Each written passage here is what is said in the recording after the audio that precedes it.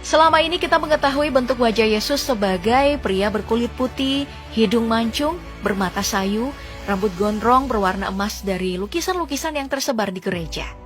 Namun ternyata belakangan terungkap bahwa wajah Yesus yang selama ini diimajinasikan oleh seniman agak berbeda dari hasil rekonstruksi wajah ilmuwan.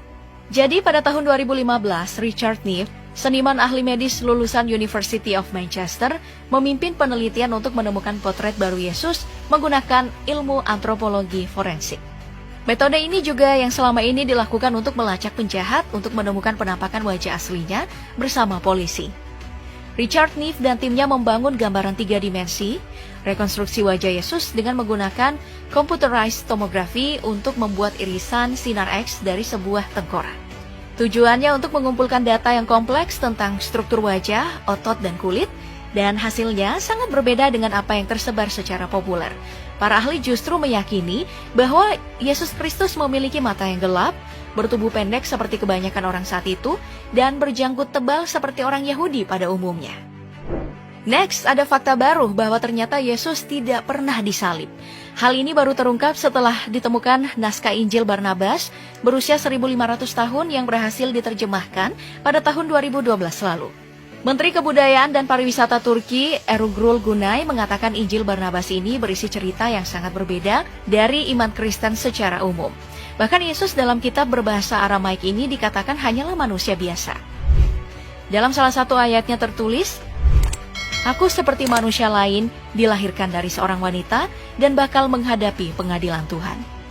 Injil Barnabas ini pertama kali ditemukan tidak sengaja pada tahun 2000 saat polisi menggeledah sebuah gedung ilegal. Jadi bagi yang belum tahu, Santo Barnabas adalah pendiri gereja Sipriot, sekte paling awal dalam agama Kristen. Dia ini termasuk dalam 12 rasul setelah kematian Yesus. Kitab Santo Barnabas dipercaya sebagai pelengkap Injil Perjanjian Baru yang ditulis Matius, Markus, Lukas, dan Yohanes. Diperkirakan bernilai hingga 22 juta US dollar atau sekitar 325 triliun rupiah. Setelah rampung dikonservasi dan diterjemahkan, pemerintah Turki pun memamerkannya di Museum Etnografi Ibu Kota Ankara. Beberapa pihak tentu ada yang meragukan keaslian naskah ini. Salah satunya adalah Pastor Ihsan Özbek. Ia menganggap Injil Barnabas ini mungkin sudah ditulis ulang. Karena Santo Barnabas hidup di abad pertama, sedangkan menurut beberapa ahli, naskah ini diperkirakan berasal dari abad ke-5 atau ke-6, atau kemungkinan kitab ini ditulis oleh murid Barnabas. Namun karena pemerintahan Vatikan pernah meminta izin pada Turki untuk memeriksa naskah itu, membuat beberapa pengamat semakin yakin bahwa kitab itu asli. Fakta bahwa Yesus tidak pernah disalib semakin dikuatkan oleh pernyataan Gunnar Samuelsson, seorang teolog dari Universitas Gothenburg, dalam disertasi doktornya yang berjudul Crucifixion in Antiquity, An Inquiry into the Background of the New Testament Terminology of Crucifixion. Gunnar mengatakan bahwa kitab Injil telah disalah interpretasikan karena deskripsi tentang penyaliban sama sekali tidak ada dalam literatur kuno. Bahkan tidak ada bukti yang menunjukkan bahwa orang-orang Romawi menyalib para tahanannya 2000 tahun yang lalu. Dalam literatur kuno berbahasa Latin, kata crux tidak selalu berarti salib, dan patibulum tidak selalu berarti palang salib. Dalam kedua kata ini digunakan dalam arti yang lebih luas daripada itu. Walaupun hasil penelitian Gunnar menegaskan bahwa tidak ada bukti Yesus disalib, tapi ia masih percaya bahwa Yesus anak Tuhan.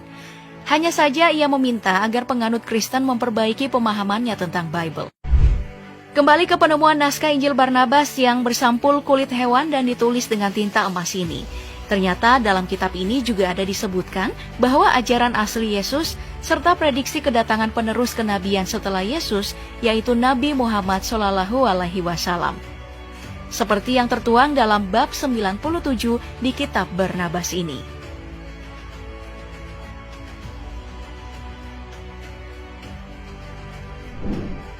Baik, sekarang kita pindah ke fakta berikutnya. Banyak yang beranggapan bahwa Yesus beragama Kristen. Namun sebenarnya Yesus dengan jelas dikenali sebagai orang Yahudi melalui penampilan fisik dan asal sukunya dan praktik agama mereka. Ya, walaupun hal ini banyak ditentang dan menjadi bahan perdebatan terus-menerus.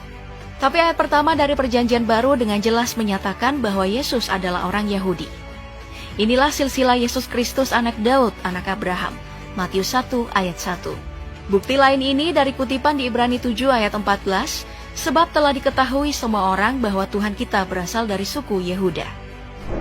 Jadi jelas bahwa Yesus adalah keturunan suku Yehuda, yang mana kita tahu bahwa itu berarti Yahudi. Selain itu, nyaris semua orang di dunia tahu kalau hari Natal 25 Desember itu adalah tanggal kelahiran Yesus. Namun sebenarnya, hal ini juga masih terus diperdebatkan, karena kelahiran Yesus tidak memiliki tanggal yang pasti. Satu-satunya yang pasti adalah saat Yesus lahir, ia dikelilingi oleh para gembala di ladang. Dari situ banyak pakar yang memprediksikan bahwa sebenarnya Yesus justru lahir di bulan September. Karena pada bulan Desember di Bethlehem adalah musim dingin, sehingga para gembala tidak mungkin berada di ladang saat itu. Dan tak banyak yang tahu kalau nama Yesus sebenarnya adalah Yesua. Dan beberapa kelompok Kristen lebih memilih menggunakan nama Yesua karena dalam Alkitab terdapat 2 orang yang bernama Yesus. Ya, sebenarnya ejaan bahasa Inggris Yesua adalah Yosua. Tapi saat diterjemahkan dari bahasa Ibrani ke bahasa Yunani, di mana perjanjian baru ditulis, nama Yesua menjadi Yosous. Ejaan bahasa Inggris untuk Yesous adalah Jesus. Artinya Yosua dan Yesus adalah nama yang sama. Satu nama diterjemahkan dari bahasa Ibrani ke bahasa Inggris, yang lain dari bahasa Yunani ke bahasa